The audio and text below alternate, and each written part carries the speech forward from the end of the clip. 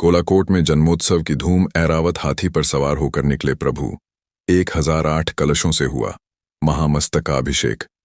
तीर्थोदय क्षेत्र गोलाकोट में चल रहे विश्व शांति महापंच कल्याणक महोत्सव के तीसरे दिन भगवान आदिनाथ का जन्म कल्याणक महोत्सव अत्यंत अलौकिक और भव्य रूप में संपन्न हुआ।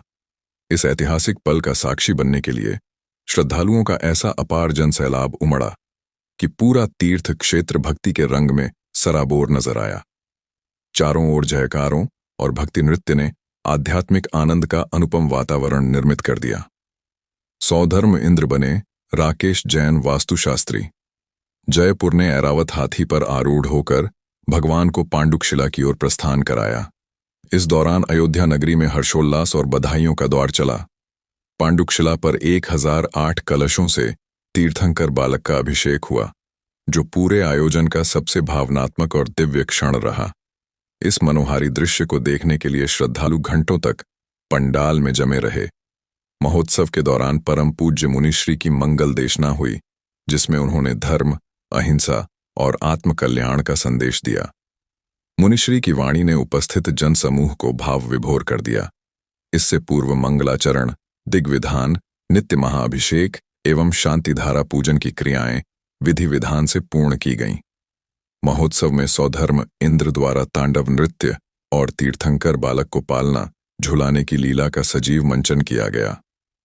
बाल क्रीड़ाओं के इन दृश्यों ने श्रद्धालुओं को मंत्रमुग्ध कर दिया। महाआरती और जिज्ञासा समाधान के कार्यक्रमों में भी भक्तों ने उत्साहपूर्वक सहभागिता की। देश प्रदेश से आए हजारों श्रद्धालुओं की उपस्थिति ने इस आयोजन को भव्य स्वरूप प्रदान किया है, जो विश्व शांति और मानव कल्याण का सशक्त संदेश दे रहा है। खनिया धाना गोलाकोट से अतुल जैन की रिपोर्ट। महाराज धीराज,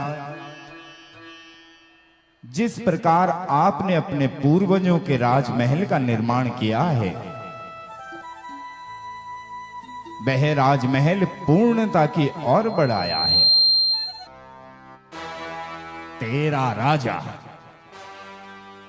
तेरा राजा उस राजमहल में कभी प्रवेश कर ही नहीं पाएगा।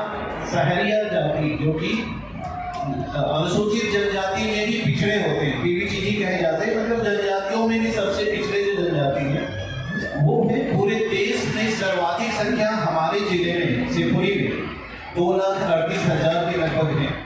उनमें गरीबी बहुत है। गरीबी है तो गरीबी के साथ ही साथ हम सभी जानते हैं कि कुपोषण और तमाम चीजें आती और टीबी की भी बीमारी की काफी सारी उनमें लक्षण होते हैं।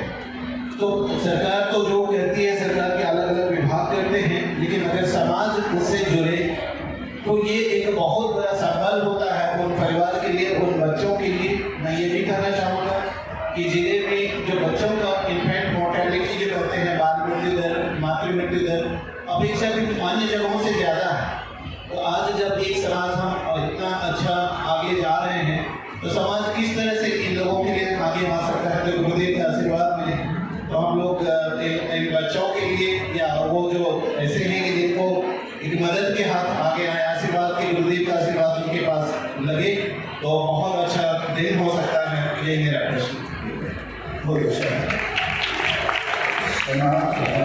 शासन प्रशासन जो एक विचारधारा के होते हैं और एक विचार में गति करते हैं, हर चीज में नुकसान होता है। और इसी तरह सचेत रानी इंद्र को पकड़ के रखो। आराम से धीरे धीरे पालकी हिल रही है।